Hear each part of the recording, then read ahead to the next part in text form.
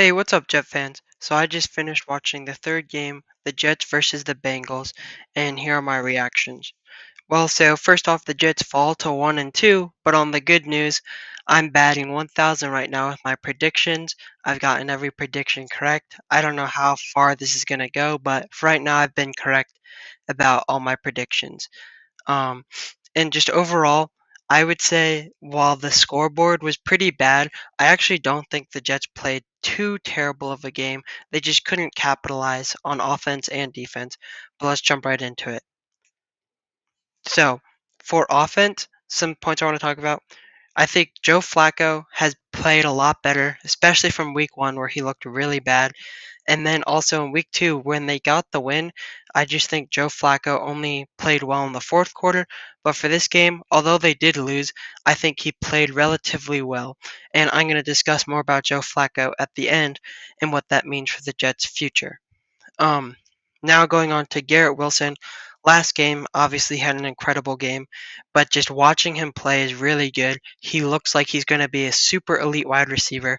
I think Joe Douglas really did good with drafting him, and I'm so excited to see what he can do. He did get injured in this game, but I think he came back at the end, and I hope that he does well, and I hope that he continues to improve and continue to amaze me. Um, Michael Carter as well is definitely making the case to be the number one guy. Like I said in my first video, everyone is expecting Brees Hall to take over his job, but I think Michael Carter has not done anything to make you say, hey, we really need Brees Hall. Michael Carter's been playing really well, and he's definitely making a case for him to stay as the starter, even though we all just kind of assumed Brees Hall was going to be the next player. And to be fair to Brees Hall, he hasn't looked too bad either. He did have a drop early on in this game that would have definitely changed the complexity of the game, and the Jets could have scored on that drive. But anyways, he just he hasn't been playing terribly. It's just Michael Carter's been playing really good, I think. And kind of at the end of the game, fans were chanting for Mike White, and definitely after week one, I would definitely agree with them after this game. I don't really think Joe Flacco has played terrible. I can see why the Jets fans want to see Mike White just to see what they have in him, but Joe Flacco hasn't played anywhere where he needs to lose his job to Mike White. And now going on to defense, I think the Jets defense actually played pretty well this game, despite what the scoreboard says. It's just they let up big third downs, and obviously that's one of the most important things. So I'm not trying to make excuses for them, but if you just watch the game, they weren't terrible on defense. It's just third downs they were really bad. And like they had a lot of big plays on third down early on in the game, a roughing the passer call, which would have ended the Bengals drive, but instead they picked up a roughing the passer penalty, and then they ended up scoring a touchdown on that game. And that combined with the Brees Hall drop could have really changed the game. Um, Now talking about Sauce Gardner, he was on Jamar Chase for most of the game, and they got a little chippy, or you could say saucy. But I just think that Sauce Gardner definitely held his own against one of the premier wide receivers, and especially for a rookie, he's been playing pretty well. And now about the Williams brothers. It was a bad day for the Williams brothers. First, Quinnen was caught yelling at his defensive line coach on the sideline. I don't think really that's that big of a deal.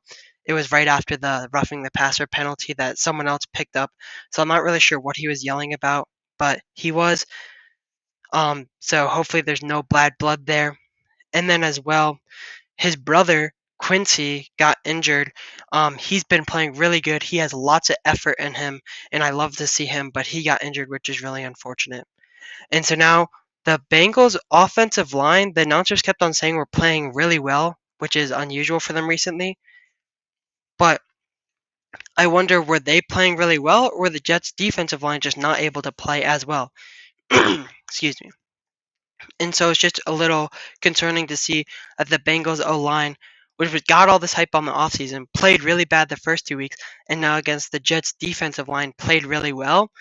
Did they get things together, or is the Jets defensive line playing really bad in this game? It's kind of hard to tell. And now at the end, looking to the future, Zach Wilson is supposed to return in week 4. Who knows if that's going to happen? But I just want to talk about how Joe Flacco I think, has set a benchmark that Zach Wilson needs to exceed. We've seen what Joe Flacco can do with this offense and with this team, and he's not supposed to be that good. So I think Zach Wilson needs to play a lot better than Joe Flacco. Um, and I think that we should look at what Joe Flacco has done here as like a test run, and we should start comparing it to Zach Wilson, and maybe not immediately because he is recovering from an injury, but by the end of the season, Zach Wilson needs to be playing a lot better, and the offense needs to be doing a lot better than what Joe Flacco can do with this offense. And so I think that's just going to be something interesting to watch to see how the offense is different with Zach Wilson versus Joe Flacco. Anyways, thanks for watching. I'm looking forward to week 4. I believe I did predict a win. So we'll see if I can continue this streak of predictions. I don't know though. But anyways, thanks for watching. Don't forget to like and subscribe.